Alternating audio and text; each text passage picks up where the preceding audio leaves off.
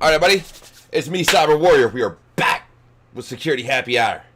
All right, so look, in case you haven't noticed, there's a few new overlays on my screen, right? So we got all my social connections right here, right there, all right? And that's every way you can get a hold of me. That's Twitter, that's LinkedIn, Instagram, Twitch, YouTube. It's all there. And then, of course, the regular Twitch things that they have down below. If you want to see any changes, if you want to think you can look a little bit better, please leave some comments and let me know. Other than that, today we have three fantastic guests on the show. We got Stephen Lane, John, I'm probably going to butcher that last name, but I'm going to say Arce. I don't know. I'm going to butcher it. John, you can correct me whenever you come on live. And Leticia Bledsoe down below. And Letitia, if you are related to Drew Bledsoe at all, please let us know, because that'd actually be really interesting. But starting off, as always, what we're going to do is intros. So we're going to figure out where people have come from and what they're looking to do. And yes, I try to let everybody introduce themselves, which tends to turn into more conversation before everybody can get through, but we'll get through it all. So, Steven, we're going to go counterclockwise today. Why don't you let us know, fill us in, where you're coming from and what you got going on, here in the near future and what you're doing now.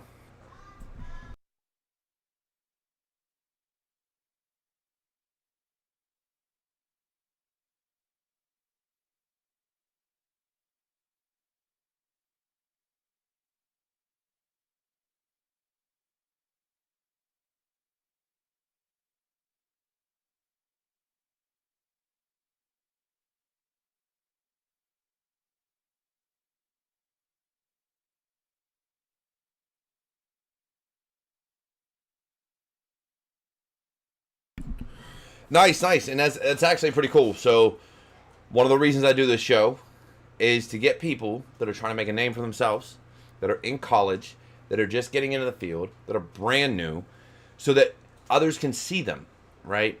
Because if you're not out there making a name for yourself, then there's going to be an issue. However, Steven, you're going to have to redo that intro. I just got told they couldn't hear you, and that was my fault. My bad. I did not unmute my desktop audio on OBS. I apologize. It's fixed now. But it's all good. Steven, it's all good. Run that by them one more time so they can see where you're coming from. Cool. Practice run done. My name is Steven. I'm currently a junior in college, going for my bachelor's in cybersecurity. Currently, I'm taking a semester off to really focus on what I'm trying to go into cybersecurity for, and that's penetration testing and red teaming. Currently, I'm using Portswigger Academy and Hack the Box to really dive deep into all of that.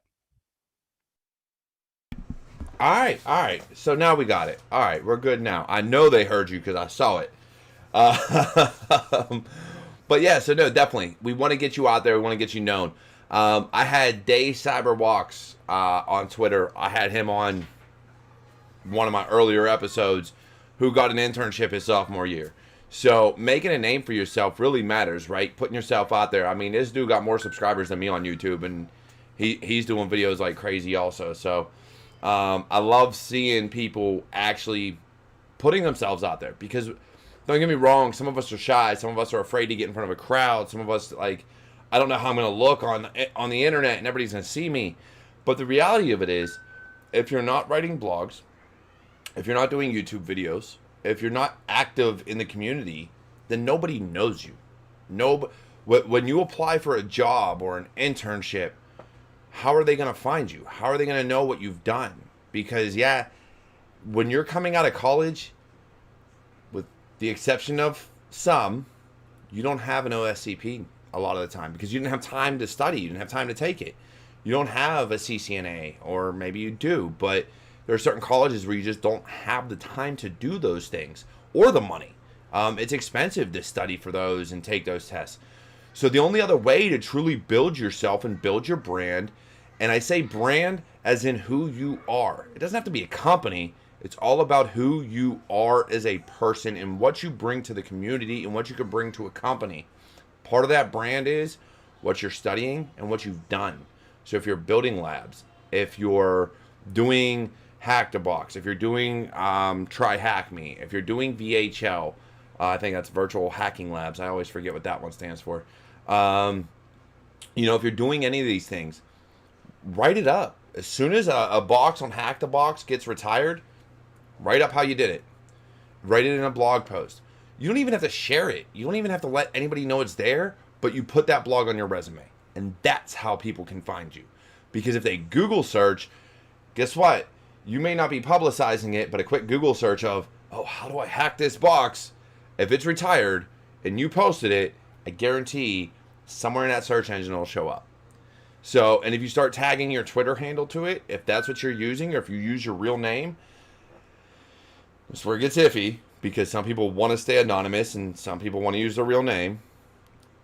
Personally, it's up to you, but I, kind of do both. I mix and match. If you do those things, then it makes it easier for someone like John to find you if he's hiring somebody. It makes it easier for my bosses to find you if we're hiring somebody. And we could see what you've done. So, yes, definitely. You getting into pen testing is great. And I love the red team. I mean, granted, I'm a blue teamer right now / red teamer. I do a little bit of everything. But I do. I do. I love breaking into things. So it's always fun. So, John, I mentioned that you're one of those guys that hires people. So give us a rundown, man. What you got going on? I hear a lot of veteran speak in the way you talk. So let us know. What's the deal, man? No. No, I never served, but my dad was in the military, and I was definitely raised in the Air Force style. So when I graduated college, just kind of went back into it. So I've been a contractor and a GS employee for many years. And one of my passions is definitely supporting the veteran transition, military spouse transition. Recently, as in December, I got named the Texas chair for the Hiring Our Heroes MESI, which is the Military Spouse Economic Empowerment Zone. And we really look to get them internships, get them experience, and then really driven to get them hired. So the other part at Beat, so go back to the beginning, I guess, I'm the director of cybersecurity community of practice at Beat. So I call it the cybersecurity cop. And really what I do there is help with education, training, support, making sure that everyone on our staff knows what's available to them, ensuring that they're able to get their CEs, level up. For us, I love to hire from within or promote from within and then backfill. So if we've got young talent that's showing out and doing real good stuff, same thing that Derek was talking about. If you make yourself known and you're out there, it's even just sending someone a message on LinkedIn. You'd be surprised how responsive people are on LinkedIn. And you send a message like, hey, how you doing? I'm trying to get into the field. I want some information on that. And would you mind taking some time? And boom, then there's a bunch of forums additional to that. So for veterans, Veterati, all kinds of the Military Spouse Network, SPNs for military spouse. Veterans got tons of different things. And myself, graduate from UTSA. I really wanted to give back to that specific school. When I went through school, Stephen Mates, the same thing for you right now, is that I had a lot of theory, a lot of practice, a lot of foundation, but I didn't have any hands-on experience. I hadn't built anything. I hadn't programmed much of anything cybersecurity wise. You get to really everything that you wanted to do is extension of what you did in class on your own, right? So building your own virtual lab. I still have my Catalyst 3560 from 2005, 2006 that I use still to this day when I want to just try and test something out. And then teaching my kids and all that stuff, the same thing is just kind of expanding into it. So we started a program ETSA called the Rowdy Runners Program, and it's dedicated specifically to cybersecurity and computer science students, data analytics students, to get them an understanding. We've created a criteria, a syllabus. Shout out to some of my guys, Mike and Ryan and Kayla, that it's kind of, we built a syllabus around what they're doing in the school and been able to expand on it. Do presentations, like run them through Hack the Box, show them different phishing techniques, let them experiment with CVEs, kind of run through their own demos. It's really exciting right now for the people coming through, because if you really want to learn something, it's there, right? And maybe for Derek and for me, I didn't have those opportunities when I didn't get to do certifications until after I graduated. And really it's kind of just necessary evil, right, to in certain spaces to get a position and whatnot, depending where you're going, and clearances. And Derek has a story for that, right?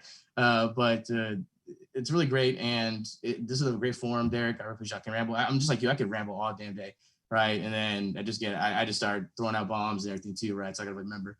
But yeah, man, it's cool stuff. So it's great to talk to you, Leticia, Derek, community. People, please reach out to me, LinkedIn company, and looking forward to just a great conversation. So thank you. Yeah, definitely, man. You've done a lot, and you got a lot going on where you're at, and I'm glad we can, be on the same page. Where getting yourself out there matters.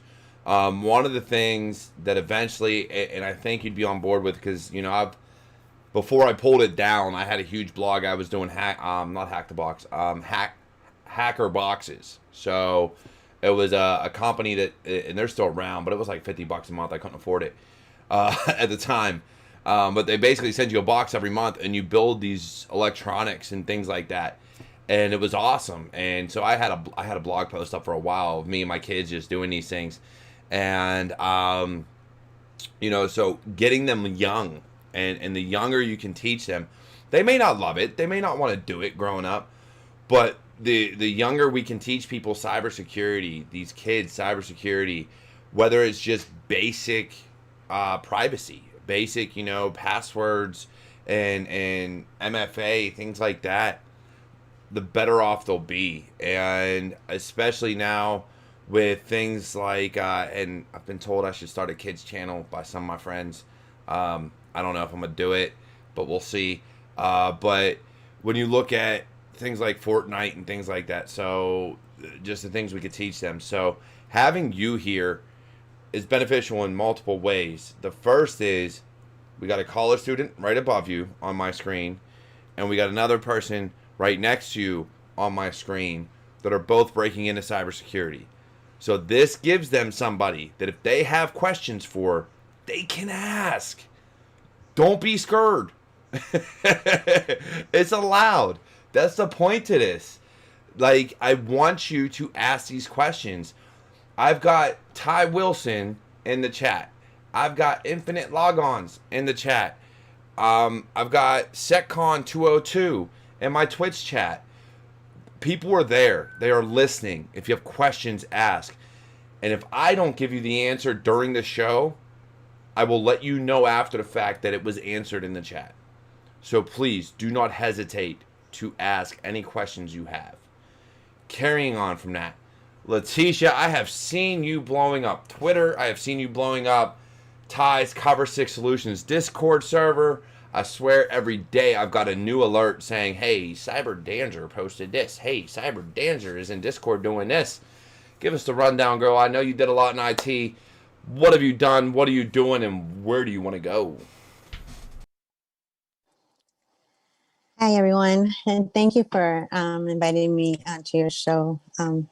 It's very inspiring. You are, of course, and everyone that I've worked with. I work for I work for the federal government. I'm a DoD contractor, and I also am an internship with Cover 6 Solutions. And Ty Wilson is my mentor. I'm also a student at University of Maryland Global Campus, and I'm a senior in.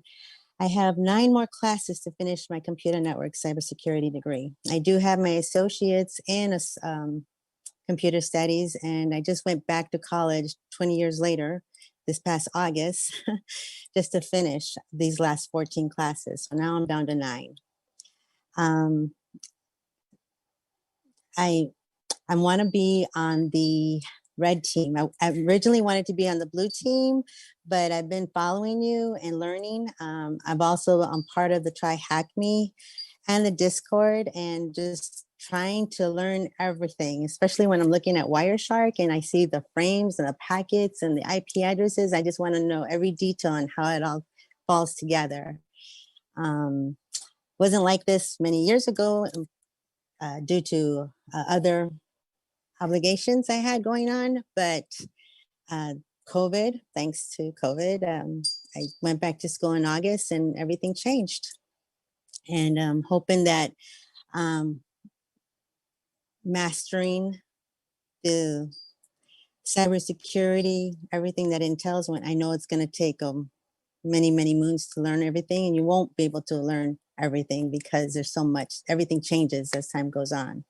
But I look forward to it. Yeah, definitely. And I'm happy to have you here. I did not know you were interning with Ty.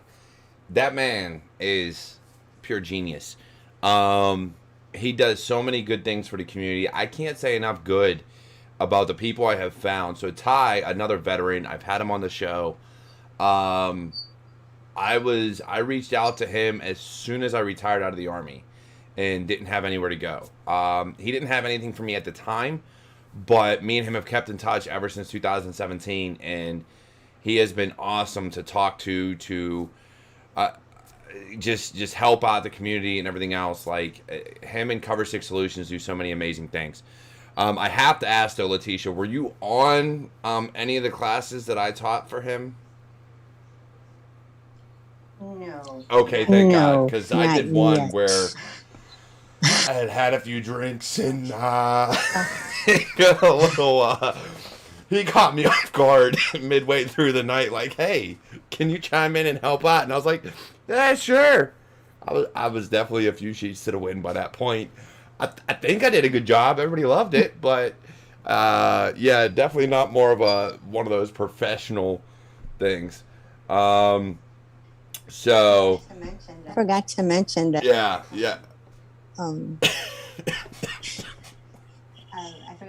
I forgot to just mention that I did deploy with the military in the IT field in Iraq and Afghanistan, and Djibouti, Africa, for a total of 6 years. And one of those deployments, I believe Ty was there at the same time I was. So he was working in the SOC. Yeah. It's a small world. It's a small world. So it's like you meet these people later on, like many years later. Like, oh my God. Yeah, it is. And It's a look where very he's at small now, community doing good too, things. Letitia, and I'm sure John can tell you that. I mean, he's at his level, he's probably seen a lot, and I've met a lot of good people, and I've been on Twitter. I didn't get active on Twitter probably till last year. I've been on it for a while. Early last year, when I retired in 2017, I was trying to start a company. It fell through. I never got it off the ground, but I was using that name for a while, which was SCS Pittsburgh, so it was Scheller Cybersecurity, and met so many great people that when I rebranded and became CyberWarriorStudios, that I was like, man, I got to try to find all these people again, and just between that and LinkedIn, like the community, as big as it is, I am finding that there are so many people that I'm connected to on LinkedIn that I'm just now realizing they have Twitter handles that I'm already following. Or I have people with Twitter handles that I'm following that all of a sudden I'll get a tag on LinkedIn like, oh, what's your name? Holy crap, I've been following you for like 2 years now and I didn't know it. Like, it is such a small community. And so that's why I tell people, if you get your name out there, people will know you. And eventually maybe I'll be as big as Ty or Davin or somebody, or hell, Alyssa Miller. God damn, that woman is all over the place and does so many great things for the community. It's crazy. But ask about the SGI. Skeefus, I ain't got a clue what you're talking about, man. I know what they're talking about. Is this a Cover 6 Solutions class thing? Because I'm completely lost. I'm not sure. With the I haven't seen the chats. I'm on the phone, so when you said that, I said I'm familiar with that name. Is somebody putting things on the YouTube chat? Yeah, questions? like Skeef. Matt said Nam Yo Rankyo. I have no clue. I figured that was spam. Namayoho Renge Kyo. But okay, so they're talking to you. All right, as long as we're following. Make it brief, Skeef has said. But anyways, look, guys. So the whole point of the show is getting you known. Your names are out there now, right? Everybody's seeing your faces. They know what you're going for, and they know what you want to do. You have right now at your fingertips a director of cybersecurity. So, for once in this show, I am leaving it up to you two, Steven and Letitia. If you have a question, ask it.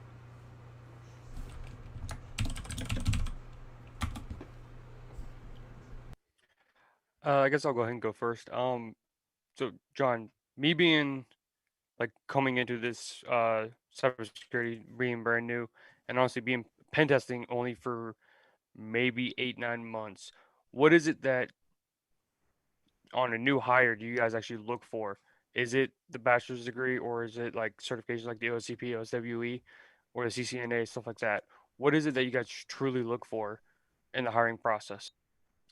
Yeah, man, great question. So there are two different ways to look at it, or two different ways that it depends.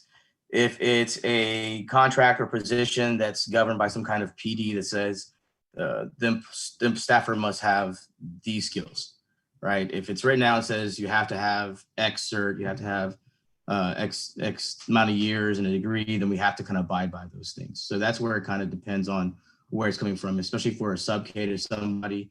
It's a DoD contract. That's where it becomes specific.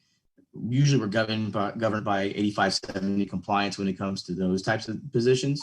But then it's the ones that are for in-house work, for B2B. And for those, it's really up to our discretion what we think can be done. So we have a couple different things to work on. We can use that. I have different beta exams to kind of test you as you come in. And for me, because Beat is a small company and they give us really a lot of freedom when we're choosing our staff, I got to work with you day in, day out.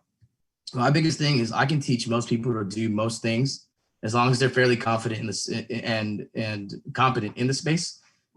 But it's more about the aptitude and working with you, right? So if you got a great attitude and we really mesh well in an interview, I'd be like, oh, I want that guy, right? Because I can go work with him every day, have a good time. And maybe you're not as skilled as 3 or 4 other people that I had interviewed prior to, right? But if I know that, hey, I can train up, get skilled, and look to the future. I always like to look when I hire someone at not necessarily just the position, but what can we do forward? So usually, especially with our interns, we'll sit with them and we've built a career path based off the NICE framework with the 52 different job roles and look at, okay, what do you want to do?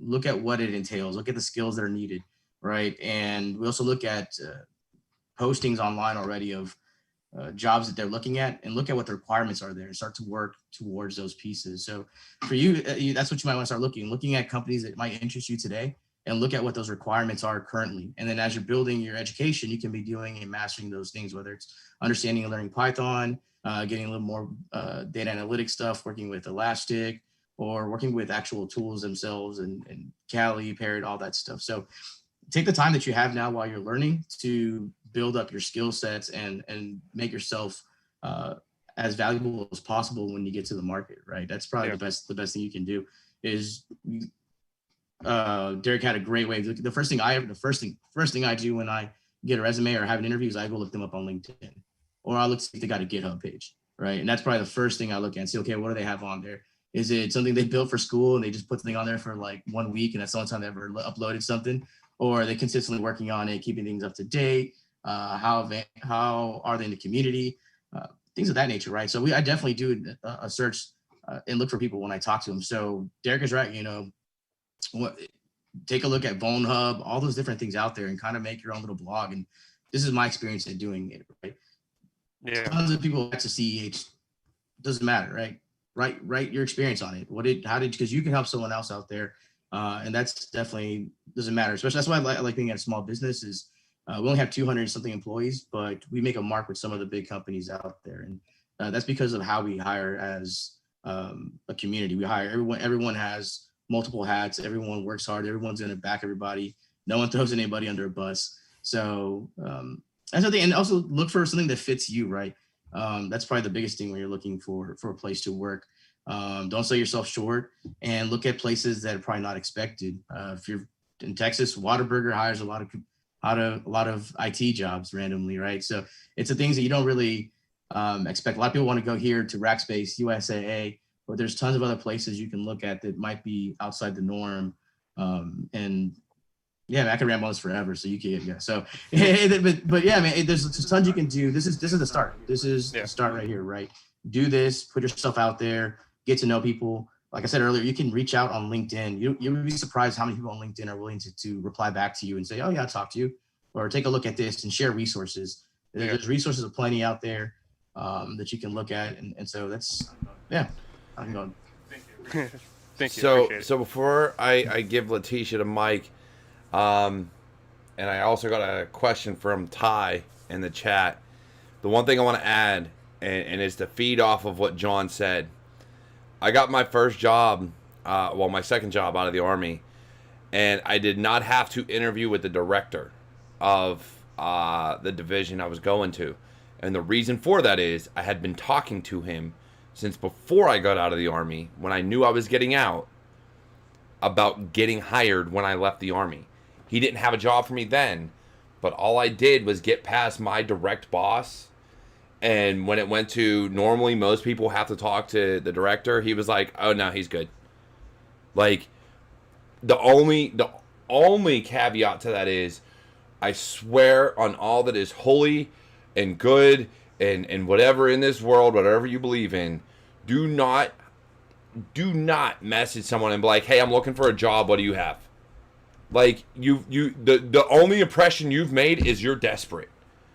When you talk to somebody on LinkedIn, if you DM them or whatever, like, introduce yourself. "Hey, this is who I am. This is what I do. This is what I love. What can you tell me about your company? Can you tell me about what you do, how you got here?" Like, start building that rapport. Everything is about rapport. Everything. So if you're looking for a job in cybersecurity, yeah, you're going to find those egotistical assholes out there. It's going to happen. You're going to find those people out there that don't want to deal with you. But that just means you don't want to work for that company. That you don't want to work for that person. And when you're looking, don't look for necessarily the low man. I mean, you can start there, but you're not looking for the red teamer or the security consultant. You're looking for the director, the CISO, the CEO, especially if it's a consulting firm that is consulting in cybersecurity, like the company I work for. You want the CEO, you want the CTO, you want the CIOs, you want the CISOs. That's what you're looking for. You're looking for the man that makes decisions, or woman, or you're looking for whomever, whatever person makes decisions. That's what you're looking for. You're not looking for the guy that's gonna be like, "Oh yeah, I'll give your resume to my boss, who will give it to his boss." That'll do you no good. If you're looking to make a name, go big or go home, but do it right. That is how one of my buddies got a job at SpaceX, by doing it right, going to the hiring manager, the person looking to hire people, and introducing himself. And then eventually he was like, "Hey man, I applied several times and never heard back." And the response was, "Let me see your resume. We'll fix that." And he got a response and got a job. So that's what you have to do. Not only does it show that you really want to work for a company, but it shows that you have the determination and the drive to get that job, to work for them. And that's what they want to see. All right. I said my piece. Letitia, ask your question, and then we'll get to Ty's question. He's coming up next, but I want to let you go first. Thank you. My question is, I've been working in the IT field for about 20 plus years. Right now I'm doing help desk support. And so my question is, going into the cybersecurity and learning, like, try hack me, going into all the rooms and just learning the details of hacking and Linux and so forth. What do you recommend that someone starting off in that field, like the SOC entry level, or and if so, like, which one would be the better team to start off with the basics, instead of getting thrown into the fire, like just learning everything?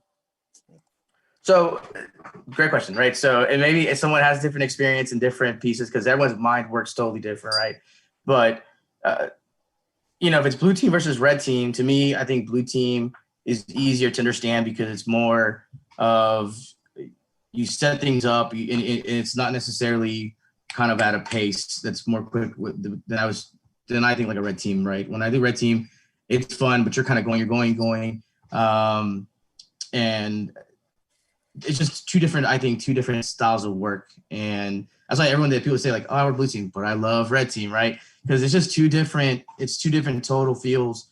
There's two different tool sets. So it's really kind of what works for you. Now, the thing is, and this is probably why I tell people to look for jobs a different way, is that depending on where you're looking for a job, well, stock analyst could be just like someone that does SIEM log auditing or review, or reviews vulnerability scans, so it just really depends on how big the company you're going to or what the role is. And people don't always name jobs the right function. We have a position, I think, on Beat that's an IT generalist, but you go into it and it has some cyber stuff on it. So it's just, if you were looking for that job and you're like cybersecurity position, it really wouldn't come up because the way it's labeled. And that's just kind of, I think, a common trend. Everyone wants to have a real cool name for their positions. And so it makes it also hard to search for positions if you're just searching in like cybersecurity position or job. So it just depends on where you're going to go work at, right? And then the other thing is companies have tier structures, and sometimes it's different. So at one place, it's 1, 2, 3 tiers, different from a tier 1, 2, 3. It just, right? So I like to look at companies, right? So one thing I might do is if I'm looking at a region or area, is I'll act like as a customer, and I'll say, okay, pen testing. I'll Google pen testing services, San Antonio, Houston, usually where I'm at, or Texas, and look at the companies that come up, right? They probably have good SEOs because they're popping up on top. So they're probably well known. You can go look at their history, and then look at what jobs they have and how they post things. And it's easier to go that versus just cybersecurity jobs, and it looked like Google kind of search for you. And yeah, it's a good way of searching, but on top of that, because I'm pretty sure none of you have ever heard about Beat LLC. I'm pretty sure Derek didn't know about LLC, right? So you're not gonna find me or find us sometimes if you just do a cybersecurity search. You kind of have to know about us, and so definitely, I think I saw your LinkedIn, you work at DHA, right? So there's things like Alamo Ace, there's Gray Hat coming up, and saying there's tons of places you can go that you can start. There's meetups. We just had yesterday was 2 events, LinkedIn Mill City and the San Antonio IT Networking Group, right? There's a Cyber Dojo meetups. There's tons of things here in town that are still virtual that you can do and get your experience and get people to know you. Because when you're in these kind of calls like this or in bigger breakout rooms, go to events continuously, it helps out. And now the job fairs are virtual.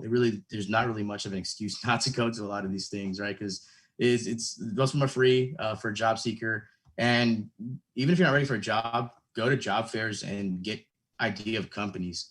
Go to conventions, and while you're trying to grab your free swag, talk to them about positions and openings. And most times, because they're there for sales as well, those directors and VPs are going to be at these conferences, right? Because they're there to talk to other people. They're there to pitch their services. It's a good time to connect. And hey, you got 5 minutes for coffee or something like that, and we can chat up. So be respectful and whatnot, but you could definitely find a lot of cool things, especially, again, virtual. It's easy to break out and say, hey, can I talk for 5 minutes and whatnot. So that's, yeah.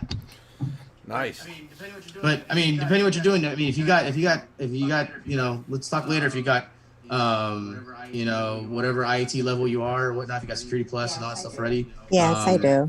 Where you're at, there's tons of companies in town, whether they're Centers, IP Secures, Apex, and all that. They're always hiring and winning contracts that, I can make a reach out and say, hey, so, this is Leticia, here's what she's been doing. Maybe you guys should talk, right? And that can lead to a good position. I've been able to help veterans get into Booz Allen, other companies, just by working with these people on the field. Say, hey man, you guys hiring? I know someone that might help you out. And sure enough, they're like, oh yeah, cool. So if you have any questions or need help getting into breaking in, especially since you're already working at DHA, I'm assuming you have the clearances and qualifications that make it easy for you to be hireable. Yeah. So I have my Security Plus. I'm working on the CYSA, but I'm trying to finish the classes that I'm taking at Cover 6. I'm taking 2 of them, and I haven't started the pen test yet, but I'm pushing forward. I definitely want to learn this. CYSA and the CASP are the two, or probably the 2 ones that make the most sense if you're trying to stay in that same space, right? If you're trying to do DoD, cyber, those are the 2 that make the best sense because they'll get you to IA level 2s, and some, I think the CASP actually covers level 3 for some piece. I am IAT level 3. So I have to go look it up. But I mean, yeah, that definitely helps with progression. Sometimes, like back to the original question, sometimes our hands are bound, right? So I might want to hire Leticia, but you don't have your cast yet, right? And so I have to go get someone that does have a cast. And that's why, Steven's question, sometimes I am stuck and I have to say, okay, hey, I would love to hire you. I would love to, but I have to meet this rec because it's a government rec, like in your case. And so, but the ones that are business to business, I do a lot of support whether it's a ransomware support, business to business auditing, compliance, CMMC, DFARS, NIST, helping companies get RMF, which is a big thing right now in the DoD, making sure their product's accredited before they get in.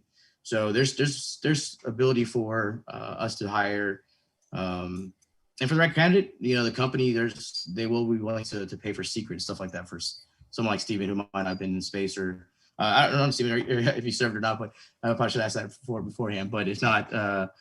If you're coming in out of the blue, just a college student or something like that, there's definitely some companies willing to help out to get you those things if especially if you do an internship with them for a while and stuff like that. Yeah. Luckily, I do have secret clearance. I am prior Air Force. Yeah, there you go. Zoom. Yay. So you're perfect for me, man. You're perfect for me. You're the type of person that I look for because, especially if you have TS, you got 10 years on it, or if you have secret still, like you said, I have jobs where I need to have it right now. And so we can put you in when we win something like that. So that's definitely something. And like Derek said, once I know of someone and I have it, I'm like, they call me, hey, we need a data scientist. I'm like, oh, I talked to so-and-so last week. I think they might be pretty cool. Let me ask them if they want to apply. So same thing. This is perfect, so where you get to a point and I know that you're looking already and I see something online and boom, my LinkedIn, I post quite a bit, not too much, but most of it is just re-likes and posts of openings.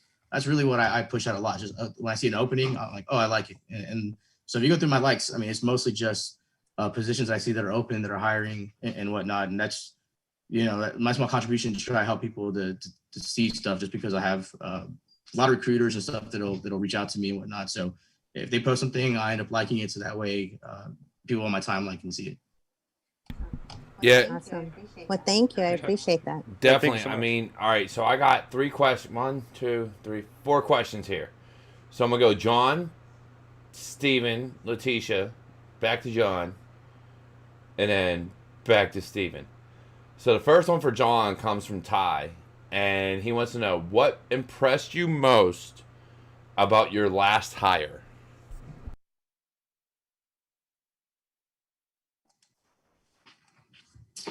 Our last hire was a data scientist, and for me, she was actually an older lady. She's been in the field for a long time, and she gave that enthusiasm as if she was still just getting into the field. And everyone in the team like automatically clicked. They're like, "Oh, hey, come down." They found, I guess they while we're on the call, they found out that she was interviewing. She's actually not too far, like in the same building, not too far away.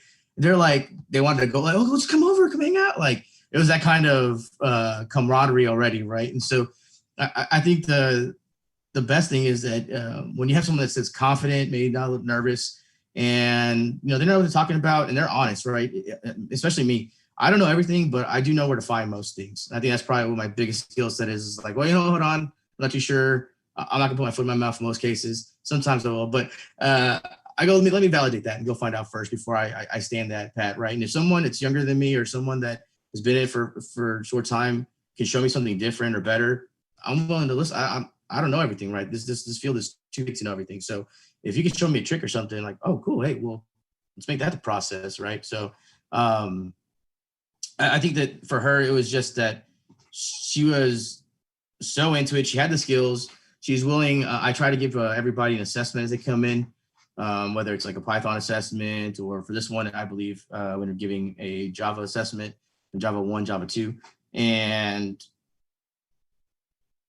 I don't know if I can put too much up, but the person didn't do too well on the exam, and they reached out and they were like, you know what, man, I don't think that I'm gonna be the right fit for you guys because I didn't do too hot, And to me, I was like, no, like you did amazing, like you did really, really good. And that like honesty, most people try to like just be too boastful. it's almost pulled out of a job because you don't think you're qualified. I thought that was like just the most humbling, and like I was just like, no, come back, please, come back, right? So self-awareness, I think, that's probably the biggest thing. Self-awareness, knowing what you don't know, being honest, being upfront, being who you are, and that shines usually in interviews, and that can help lead the conversation which way. And you can show your experience, you can show your knowledge if you craft your elevator pitch the right way, if you craft your interview. When someone asks you your weaknesses in an interview, if you can sit there and say, okay, well, here's a weakness I have. Maybe it's I'm a perfectionist, right? And sometimes I dig too deep into something and I'm in the weeds now and I got to get back out. I'm like, okay, that's good enough. Let me keep going, right? How do you turn a negative into a positive or something like that? And so I think that was just great. I can remember Belon. She was just really, really humble, really honest, and self-aware. And I think that is reflected nowadays when everybody tries to, sometimes blow too much smoke, right? If you don't know something, you don't know something. Sometimes I'm asking for another reason. It has nothing to do with that job. Maybe it's for something else I need help with that you could work on. So I think like Rackspace, I think they do a pretty good way. They usually, if you guys interview there, I think like sometimes they throw you questions or give you things that have nothing to do with the position just to see how you handle the stress and how you're like, ooh, I came in here for networking. This is, server work. And it's just more to gauge your response and not necessarily your skill set. So I think some of those things are pretty cool and just, personality shines through. So definitely. That's some great advice. And big time. You kind of hit something right there that a lot of people are afraid to do. And that's not only be humble, but admit when you don't know something. And so people come to me a lot and they're like, hey, I want to apply for this internship or this interview or this, that, and the third. And they're like, if I get this interview, like, I don't know what to do. I don't know what to say. And I always tell them, and I tell people, don't be afraid to say, I don't know. Because people know when you're bullshitting, especially in this field. That's what we do. We find flaws. We're going to know when you're lying. And if you sit there and try to bullshit a technical answer to us, I am almost going to guarantee you're not going to get the job. Not because you didn't know the answer, but because you tried to bullshit your way through the answer. I don't care how eloquent it is. If you can't be humble enough to admit you don't know something, you're trying to say you have nothing left to learn. And the craziest part, you talked about, these questions sometimes have nothing to do with the job. The job I work now, my full-time job, it's I applied for a blue team role. It's a senior security consultant role now, but it was my technical interview question was, what happens when you power on a computer from the time you hit the power button to the time you get to your web browser? You want to know how far back in my knowledge base I had to go to answer a question like that? I was like, holy... And then the deeper you went, the more you answered, the deeper they went. And they were like, okay, so you said this, so what does this mean? And what's this doing? And I'm like, I ain't gonna lie. Like, I'm at a point now, you're reaching my... Whoo! You're going beyond my limits. But it's one of those things, you can't be afraid to say, I don't know. And that's what I loved about this company I work for now, and one of my previous companies, is like, the one company I work for, they're like, look, you can use Google. Because part of it is, especially as an engineer or an analyst, you have to be able to look the information up. So you're not going to know everything. And anybody who tells you any different, anybody who tells you have to be an expert at X, Y, and Z, get the hell out of here. They're not worth working for. You don't have to be an expert. You have to know how to find the damn information. Because there are very, very few, I'm not going to say there's none, but very few coders out there, and programmers, and scripters, and developers can sit down at a keyboard and just type without ever having to look anything up. You are going to look something up. You're going to forget a switch. You're going to forget an argument. You're going to forget a syntax. You're going to forget something. It happens to everybody. So anybody who tells you you need to know X, Y, and Z backwards and forwards without ever having to look it up, they're not worth working for at all. when I was an adjunct for a while, and I do certain exams, I let it be open internet, right? And the reasoning for most cases, and like they why would you? I swear, in the history of of me working in my life, I've never been somewhere in the field and my boss told me I can't look that up. Like they just don't. That doesn't happen, right? I come out there like I don't know. Let me go look this up real quick. No, you can't do that. You need to figure out right now, sitting there. Like, what do you mean? What do you mean? Like, no, hold on. Like, this is a ProLine G6. I need to figure out how the storage RAID works. Hold on, man. I never use this mother. Like, HPs I don't like, right? So let me take a look at something else, right? I have to Google that. It's this different controller, right? Different way of things working. So never ever. And then back to the original piece, in the first part, one of my mentors, great man, Mr. Brace, that I worked for that worked for a while. I met him at a Alamo Ace 2019, and he interviewed me on the spot on the side of our event, and he literally talked to him and said, "I got a problem. My spanning port's flapping. I got a X Cisco system, X whatever. What's my problem?" I'm like, "I don't know, sir. I have no idea. But I promise you, within the second day, I can tell you what's going on." Cool. All right. I'll see you later. That was the extent of the conversation. And I heard later, my boss was like, "Yeah, you'll be there Monday." I'm like, "All right, cool." Right.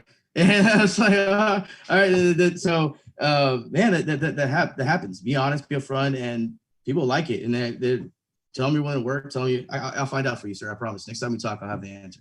Right. And that works, man. So cool. I don't have other questions. So go ahead, man. Thanks. Yeah, man, that's definitely how you can't be afraid, especially Steve and Letitia, as you're breaking into this field. If you tell a company or a hiring manager you don't know and they get upset or they say you should know, yes, if it is something basic like, and I have, being in the military, I've asked people, hey, what is port 443? And they cannot give me the damn answer, and I want to slap them because they're an NCO and shouldn't be. But, coming up, there are basics you should know. If you have a security plus, you should know the baseline knowledge. You should know ports and port security.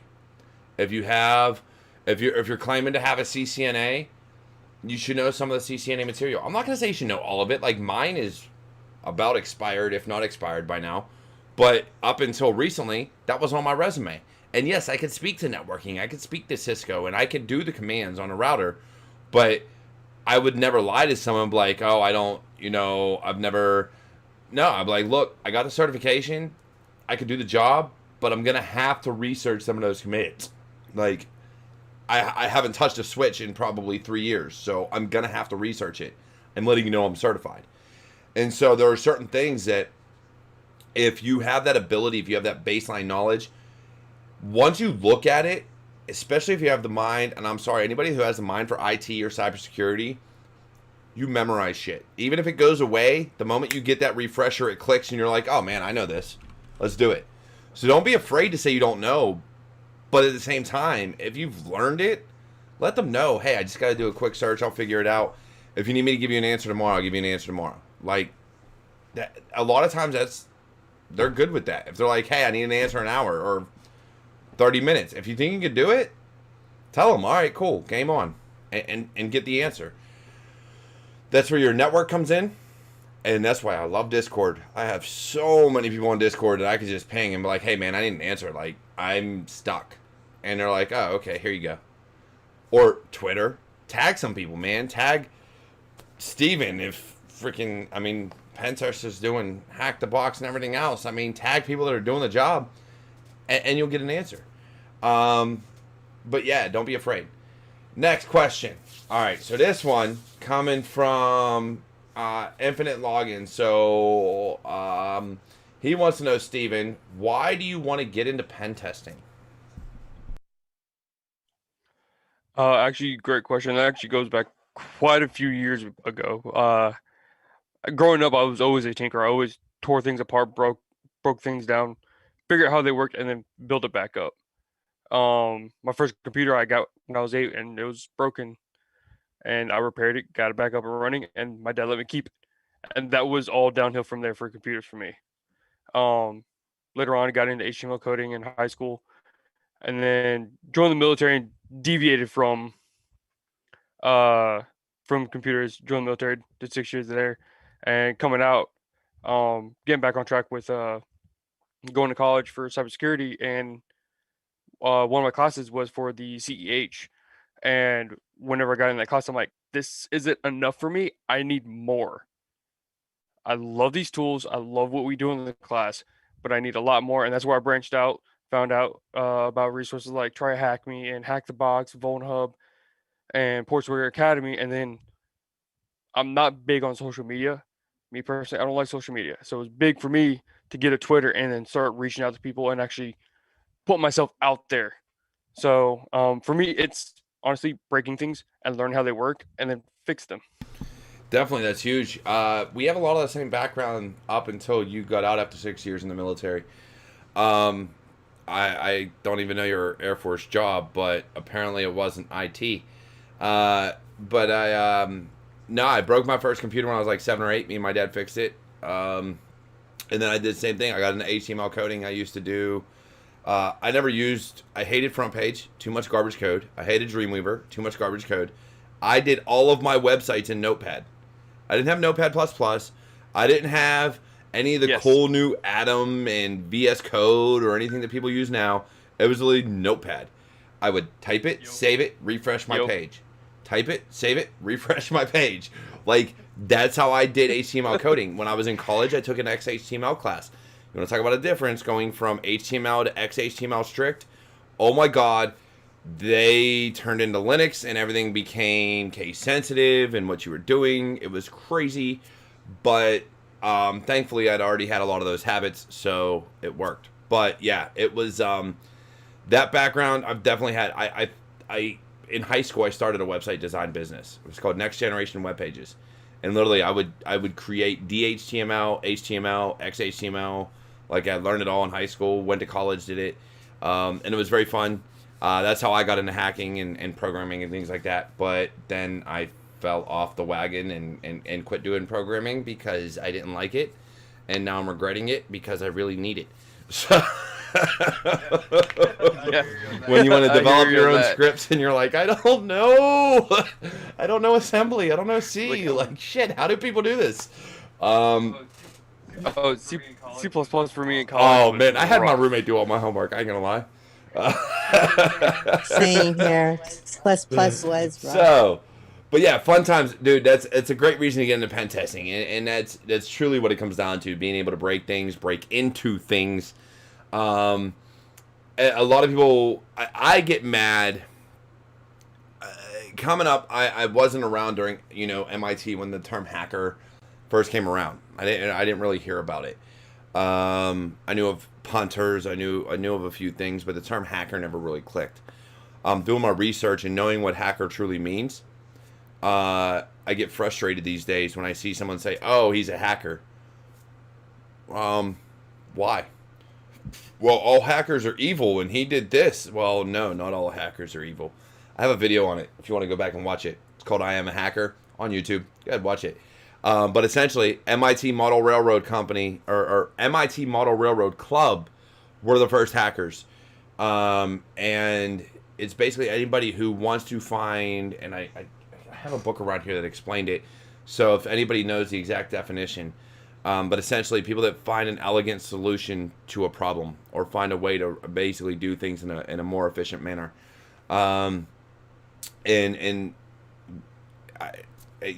I've always loved doing things like that, especially with people. It's fun. I enjoy helping people, so finding ways to solve problems and things of that nature. To me, that's hacker. That's where people hackers and things like that comes from. It's finding solutions to problems. But yeah, so I love it, man, Steven. I do. I hope to see big things from you in the future. I want to see you more on Twitter. I want to see you more involved in the community. Get on Discords. Get on any Discord you can. There's a ton of them out there. Get on Twitter, LinkedIn. If you don't have a profile yet, make one. John, I'm sure, or myself, we can help you go through it and get you set up and make sure you're good to go there. Letitia, I think you have one. I didn't look before the show, so I'm not 100% sure. But the next question, before we go back to John, Letitia, what has been your favorite challenge on Try Hack Me? Well, y'all know that I'm intern for cybersecurity. So we have two rooms, the SOC and attack and defend rooms. So we have different challenges, different tasks to do. And my favorite was the mini CTF challenge in the SOC, the defend and attack classroom. When I first started, I've been going to school since August of last year, and the internship took place in October. So what you learn in school about cybersecurity is totally different than when I got into the internship. Different. And I was blown away with all the information and attending your forums and Alyssa that we talked about earlier. There's just so many different people discussing the cyber arena, and I'm just blown away. So when I was introduced to the Try Hack Me By with my internship and I was doing the classes, I'm learning virtual machines. I'm learning Linux all over again because I was doing Red Hat 20 years ago. And like you said about your coding, I regret it. Because I'm the one that's Googling while we're in class, looking up commands and how to kill a command. And I'm like, I cannot forget this.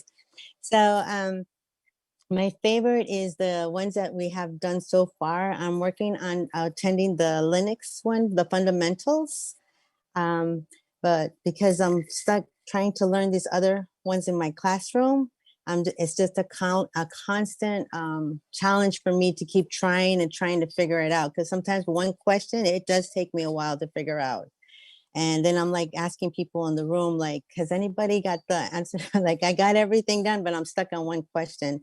But then I've learned that it's case sensitive or it's 2 words. So it's not that I didn't know it. It's just the way it was set up. So, but it's pretty much the SOC room and the attack and defend rooms. Definitely. And Cover 6 comes a long way with that, man. Ty's been putting in the work. He's asked me to help out, and I'd love to set up some machines. I've told him I would when I get the bandwidth, but my bandwidth is kind of stretched thin right now. So eventually I'll get there to helping him set up some more Try Hack Me boxes. But I was going to go back to John, but I got another good question here, and it's for everybody. So we're going to go round the room. And what would be the best way to get started and practice cybersecurity tools? And the second question to that, second part of that is, what would you say is the most common tool used? Now, so I don't have to speak too much, I'll answer first. Because if I don't, I'll cut in and have to answer a lot, and I don't want to. So you can all have your piece. The best way to get started and practice cybersecurity tools from my perspective, and it comes from my experience in learning, is if you're not in cybersecurity right now, right? It's not your full-time job. You're not a pen tester. You're not an analyst, whatever the case may be. You have to find what you want to do. Now, granted, you have to learn a general knowledge of everything. You have to know what analysts look for. You have to know what pen testers are doing or red teamers. That way, either you know what to avoid or you know what to look for when somebody's breaking in. But the very, very first thing you should do is know Linux and understand the tools. And the tools, as is mentioned here, the most common tools used: Metasploit, Nmap, and CrowdStrike's expensive. So you're not going to get CrowdStrike, but Metasploit and Nmap and that are probably your 2 biggest tools that you're ever going to use as a pen tester, as a red teamer, as somebody who gets into cybersecurity. And no, you're not allowed to use Metasploit on OSCP. So anybody looking to go for that certification, you're allowed to use it once and only once. But if you understand the exploits and what they're doing, there are publicly available exploits that are written in either Python or Ruby or some other shell script or some other scripting language that will do the same thing. So understand, if you can get with Nmap and Metasploit, then eventually you can learn scripting. Scripting is going to be major, but if you don't know scripting yet, at least breaking in, you should know those two tools. Know how to scan a network or computer, and know how to use Metasploit to get in and use Meterpreter.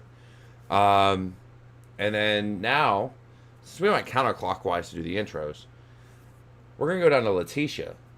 And I know you're still trying to break in, and you just answered some questions, but what would you say is the best way to get started and practice cybersecurity tools? And what would you say is the most common tool used? Linux. You gotta know Linux. When sorry, that's just like number one on the list. As you know, Linux commands. Uh, the Metasploitable tool. I just downloaded one of my virtual machines on this machine here.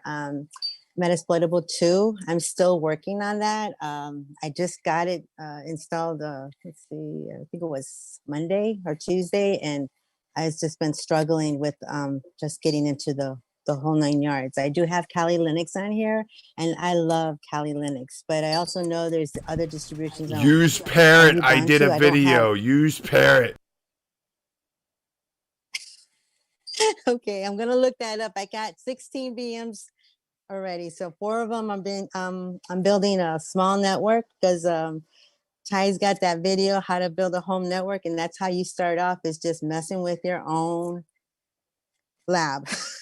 And so I have Windows 2012 on here on a virtual machine. I'm working on downloading the OSI image for Windows 10. I haven't got down that far yet. I just created a domain on there. It's called TechStarts. I'm an Avengers fan.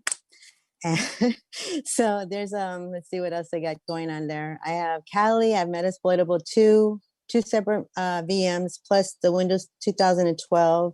I got to download a Windows 10 machine, and when I'm on Try Hack Me, I'm using Windows 7. So I finally got it where I can talk from here to the Try Hack Me separately, so I don't have to use the Try Hack Me Linux. But all of that I learned as we were going in class and taking classes. Besides going to college, it does help. I strongly recommend you sign up some of these classes that they have to offer. Ty's classes on the SOC, Attack and Offend. I mean, I've learned a lot in the last, since October 8th, since I've been attending. And for not knowing Linux, and like I said, it's been 20 years, and here I was jumping through hoops, Googling stuff. I'm so happy that I got something registered. I know there's still more to learn, and I'm glad to learn more information from you all, because it gets me to think, okay, well, I need to do this, and I need to do that. But your home network lab is like the number one thing. Learn how to use Nmap. That's a really good tool. I have Wireshark as well, separate. And that's also Wireshark. When I started in the class learning, I was lost at first, but the more I kept practicing and attending the classes and learning every detail and each frames, and I was like, oh, okay, now I understand. But it's a lot of practice, a lot of dedication. It's just nonstop. And I strongly recommend that if you're going into cybersecurity field, get into learning the tools and how to use them and playing with them and asking questions, because I'm on Discord, like I'm stuck. Yeah, definitely. And Letitia, thank you for that. And we're going to get to John. This is the last question. I'm sorry I didn't get to all of them, but this is going to be the last question that we go around the room with, because we're already over time. But I do want to add to my answer. You mentioned getting into cybersecurity with tools and things like that. Please, please, please, if you're watching this, get a baseline knowledge of networking and system administration, so operating systems. Because without that, it becomes very difficult to understand what you're looking at, especially if you're looking at network packets, or if you're trying to break into an operating system. If you don't know what a DLL is, or a driver is, or how the Windows login system works, then when you're doing password cracking, when you're doing network sniffing, when you're looking for passwords, it makes it difficult. So without that baseline knowledge, you're kind of you're behind the 8 ball. It's possible to get, but you're a little bit behind. I seen John make a few faces, and he was on mute, so I don't know if he had something to say or not. But we're gonna go to John next, and please answer the questions, man. What would be the best way to get started and practice cybersecurity tools, and what would you say is the most common tool used? No, man. I was like, oh no, he said that. Let me mark it off my list. Let me get off my list real quick. I had my list got my shorter and shorter as you added more stuff. So I was like, all right. By the time Steven goes, Steven's be like, yeah, just all that up there, everything before. Just rewind it, watch it again, and all that. So no, man, it's cool. I think I guess a couple pieces. It depends on what your original trait was before you got into cyber, right? So what were you doing before you got to cyber? Because then you can lean towards that skill in some way. For me, I started with networking, and Derek, spot on. What I think makes me really good at cyber is that I understand what to see in a packet, right? I ask certain people questions like, oh, if I see, NTP come over on like a UDP port or something, like what's the issue? And they're like, well, I don't really. And so there's certain questions you can ask that, packet size, or, what if I'm seeing this regularly? What I'm seeing this, that you can catch on ahead of time if you're not used to it. So the thing I had listed first is learn to read logs, whether it's Splunk, Wireshark, any of those things. Understand how to read a log, and then lean towards whatever you came into as your foundation, right? So if you came in doing networking, right? Okay, cool. Well, let's maybe start looking at web vulnerability scanning and those things, because it should lean towards your working. If you're fresh in and you don't know anything, then probably the good way to go through and find tools is using like the cyber kill chain, right? And say, okay, if I'm doing reconnaissance, what are all the tools I would use? And understand all the tools, and maybe pick your favorite. And then go to the next piece, and if you pick your tools and say like, oh, these are the ones I like in this spot, right? So just go piece by piece, and don't just start experimenting, like across the whole place, because then you might lose sight of what tool you like for what. Make yourself a little playbook of what you like to use as you go through the steps. Linux, right? Cron jobs, like how many times I do a capture flag and it's just a cron job, like knowing how to do those pieces and figure those out are really important. The virtual lab, Phone Hub, I think I found like Raj Chandel, I found his whole blog. He's got like all the different walkthroughs for Phone Hub. So if you get stuck on one, try and take a look at it. As far as tool sets, obviously, I think we mentioned quite a few of them. One of my personal favorites that I still use to this day is Can Enable. I don't know, I've always liked it. But there's definitely tons of Burp Suite if you're using, web vulnerability, and there's free ones too, right? OpenVAS is free. So you should be able to have these things, put them in your house, play with them. Use DistroWatch. DistroWatch has tons and tons and tons of different operating systems. So you can play with all the different ones you want to go through, whether you're building, a pie hole with a Raspberry Pi or something for blocking ads and all kinds of stuff, right? So build it in your house and protect your house, secure your home network, and use that for practice. Read your own logs, see what's going through, right? And then you get to yell at your kids when you're like, what the is this, right? And like, yeah. So I have had to change my daughter's YouTube permissions quite a few times. So I'm like, nope, no, you're 8. There ain't no time for that. Nope. So, that's somebody. How do you know? I'm like, magic, right? So now that they're just wary on their own now, they're just like, nah, he'll see. So I'm not going to do that. So, there's tons of things, but logs, and then lean to what you've been doing. I think Derek, Leticia put a lot. I mean, there's so many tools. Just pick what you like and what works for you. Build your own. So, see what you like from all of them and build your own. So, Steven, I apologize. Let's see what you, I apologize. This is me a fastball, 120 miles an hour. Yeah, yeah, Steven, I'm looking forward to it. The one thing I will say, John, because you mentioned kids, I got 5 of my own. The one thing they all know is I'm a hacker. I'm a security professional by trade. Don't try to get anything by me. If you try to lock your devices out, I'm gonna get into it. So don't try to be slick. And I don't go into them. I don't. I respect their privacy, but if I have a feeling something's going on and you're doing something you shouldn't be doing, I guarantee you I'm gonna find out. So don't try to hide it from me.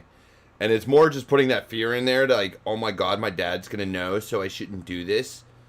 Not that I'm going to do anything, but I want them to know that I know how to do it so that they don't do it.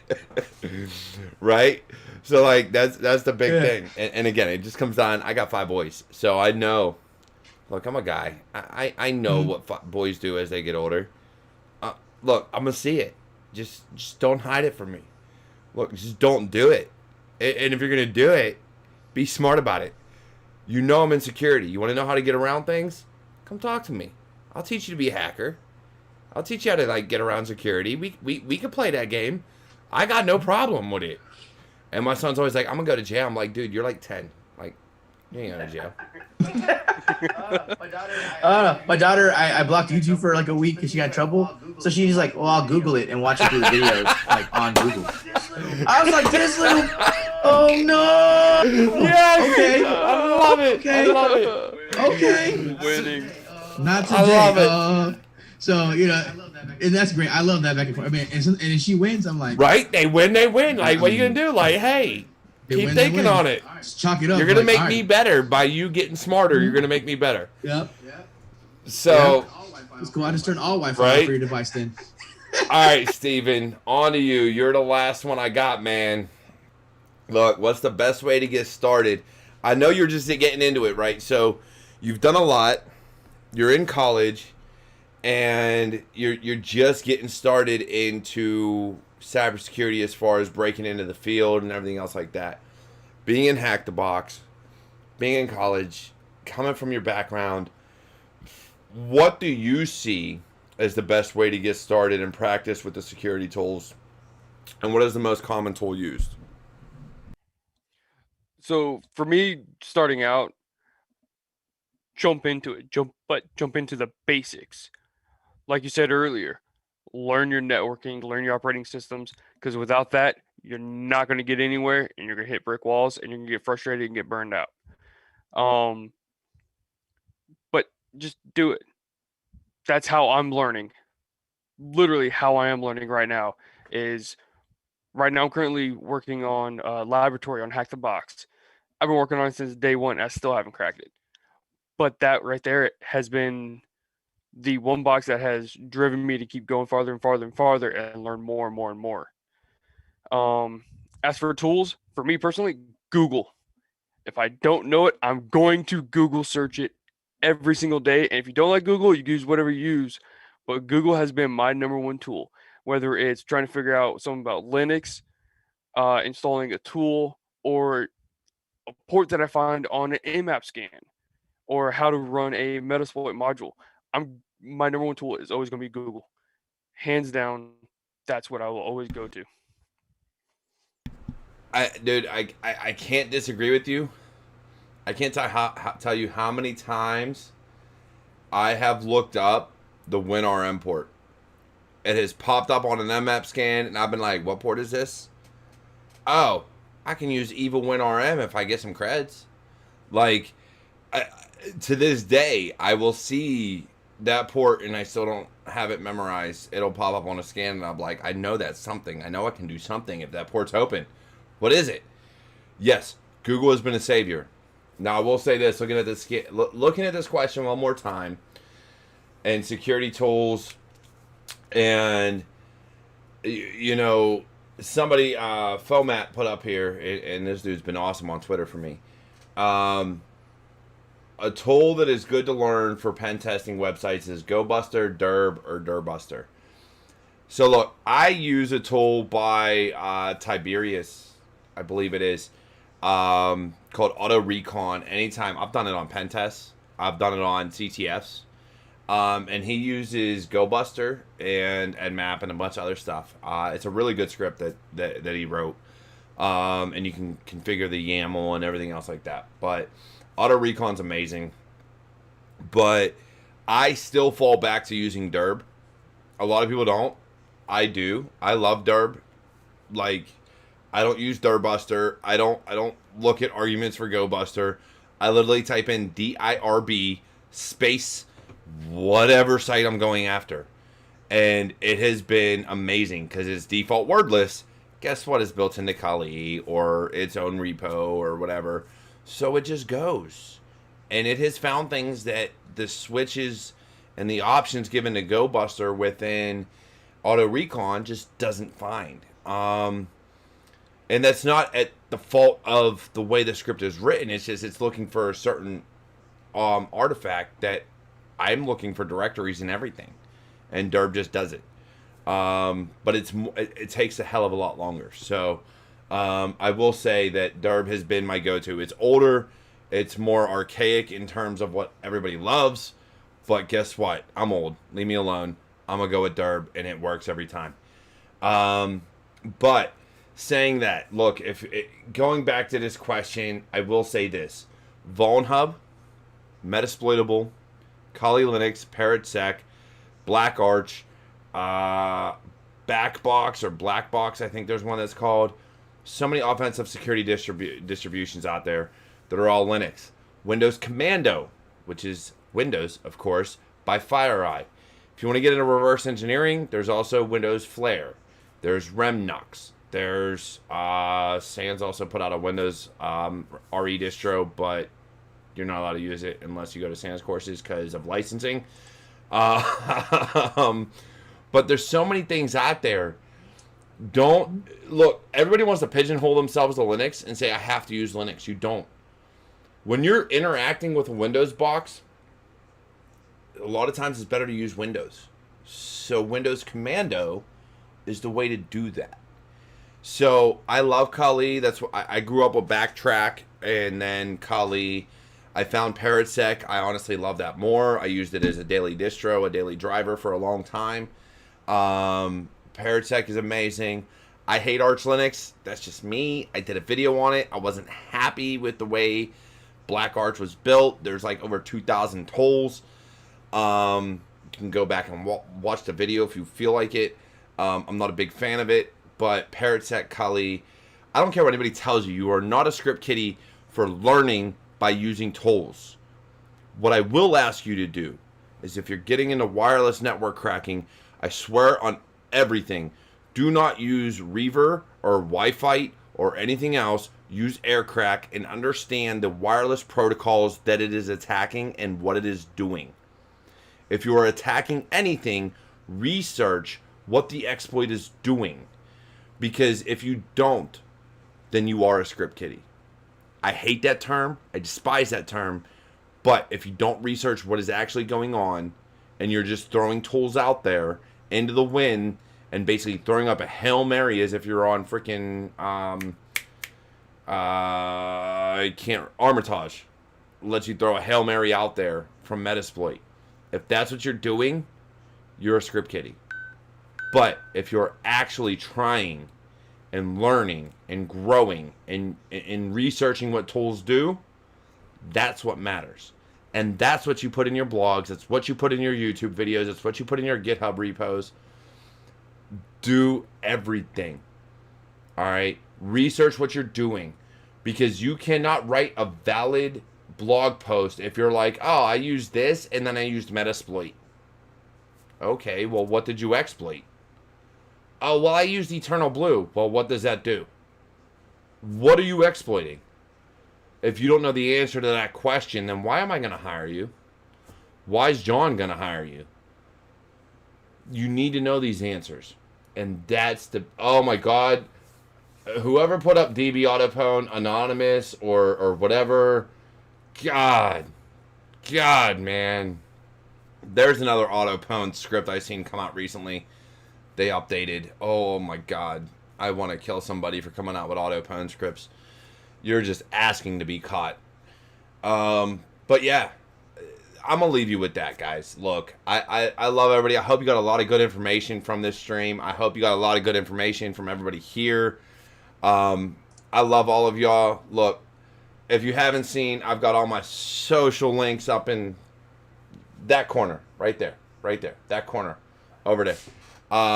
In the description, all the ways you can support Security Happy Hour, Tech Tuesday, Motivation Monday, and everything else that I do. I love you all. Steven, John, Letitia, it's been a blessing and a pleasure having you all on here. I hope Stephen and Letitia, you got something from John. That was honestly, having him on has been a huge help. It's nice to have directors, CISOs, decision makers on this show that can really give you advice on how to move forward in your career. Other than that, look, I'm Cyber Warrior. It's Security Happy Hour. This is Cyber Warrior Studios. And I will catch you all next time. Thank you.